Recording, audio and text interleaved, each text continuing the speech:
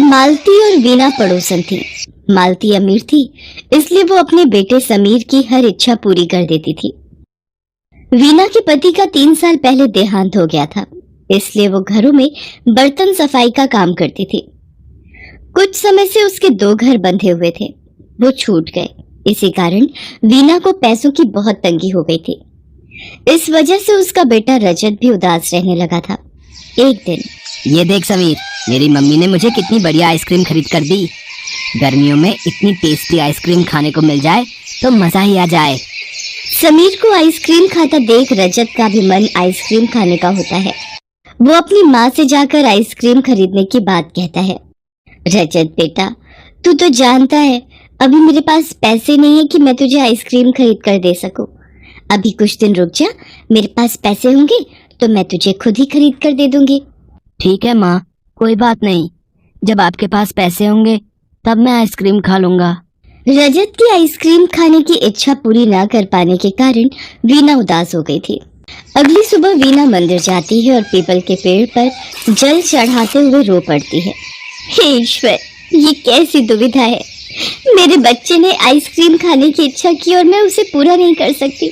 मैं क्या करूं, मेरे पास पैसे नहीं है कि मैं रजत को आइसक्रीम खरीद कर दे सकूं। वीना भी पीपल के वृक्ष के सामने खड़ी रो ही रही थी कि तभी वृक्ष देवता प्रकट होते हैं। वीना, मैंने तुम्हारा सारा दुख जान लिया है। तुम चिंता मत करो। अपने भक्तों की इच्छा पूरी करना तो मेरा कर्तव्य है। मैं वृक्ष हूँ। मैंने सदैव निस्वार्थ देना सीखा है। ये लो, ये बीज ले जाकर अपने घर के आंगन की मिट्टी में बो देना। अगले दिन इन बीजों से आइसक्रीम के पेड़ उगाएंगे। क्या सच वृक्ष देवता? ये देखकर तो रजत खुशी से झूम उठेगा।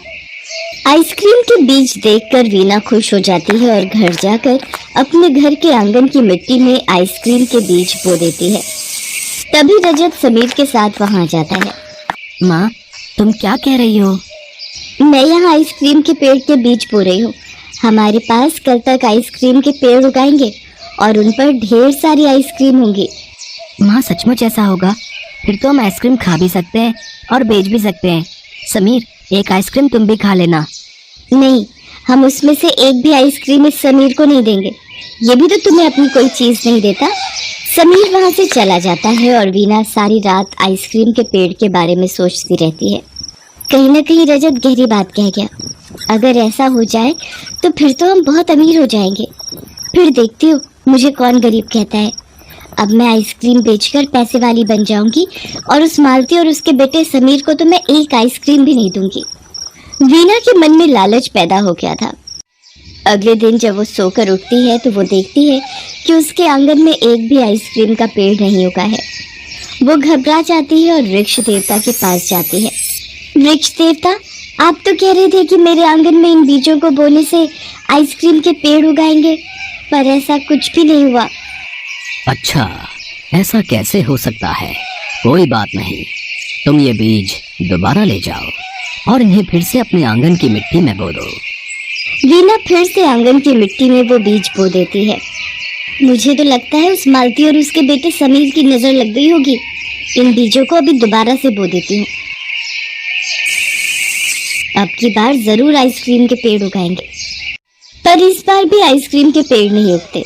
अब वीना गुस्से में वृक्ष देवता के पास जाती है। वृक्ष देवता, आप भी मेरी गरीबी का मजाक उड़ा रहे हैं। आपने 2 बार मुझे वो बीज दिए पर एक भी आइसक्रीम का पेड़ नहीं उगा। बेटी, मैंने तुम्हारे साथ कोई मजाक नहीं किया। मैंने तो तुम्हारी सहायता की थी ताकि तुम अपने बेटे को आइसक्रीम खिला सको। मैंने कितने सारे सपने देखे थे कि अगर पेड़ पर आइसक्रीम लगेगी तो मैं उन आइसक्रीम को बेचकर खूब पैसे कमाऊंगी, घरों में काम करना छोड़ दूंगी, पर ऐसा कुछ भी नहीं हुआ। तुमने लालच किया और लालच इंसान का सब कुछ खत्म कर देता है। मैंने तुम्हें ये बीज तुम्हारे बेटे के लिए उसकी आइसक्रीम खाने की इच्छा से दिए थे, पर तुमने उन आइसक्रीम को बेचकर कमाने के बारे में सोचा, इसलिए आइसक्रीम के पेड़ नहीं उगे। साथ ही साथ तुमने ईर्ष्या की भावना भी रखी। हमें कभी किसी से भी ईर्ष्या की भावना नहीं रखनी चाहिए। अब तुम फिर से ये बीज लेकर जाओ और दृढ़ निश्चय के साथ अपने बेटे के लिए कामना करके इन बीजों को बोना। फिर इन बीजों से उगे पेड़ तुम्हें आइसक्रीम जरूर देंगे। वीना को वृक्ष देवता की बात समझ में आ जाती है और उसे अपनी गलती का एहसास होता है। वीना घर जाकर फिर से उन बीजों को बो देती है। इस बार वो अपने मन में लालच का कोई भी विचार नहीं आने देती और अगले दिन जब रजत सोकर उठता है तो वो हैरान रह जाता है। आंगन में बहुत सारे आइसक्रीम के पेड़ लगे थे और उन पर आइसक्रीम लदी हुई थी। वहां से गुजरते कुछ गरीब बच्चे उन आइसक्रीम को देख रहे थे। माँ देखो, हमारे आंगन में कितने सारे आइसक्रीम के पेड़ हैं और इन पर बहुत सारी आइसक्रीम लगी हुई हैं। हाँ सच में, ये तो बहुत सारी आइसक्रीम है। आओ बच्चों, तुम लोग भी खाओ। रजत, सब बच्चों को आइसक्रीम बांट दो। समीर, तुम दूर क्यों खड़े हो? तुम तो रजत के दोस्त हो, तुम भी आइसक्रीम खाओ। और ये लो, ये आइसक्रीम अपने मम्मी पापा के लिए भी ले जाओ। सब मिलकर आइसक्रीम खाते हैं। उस दिन के बाद वीना जब भी रजत के कहने पर आइसक्रीम उगाती तो गरीब बच्चों को भी बांट देती थी।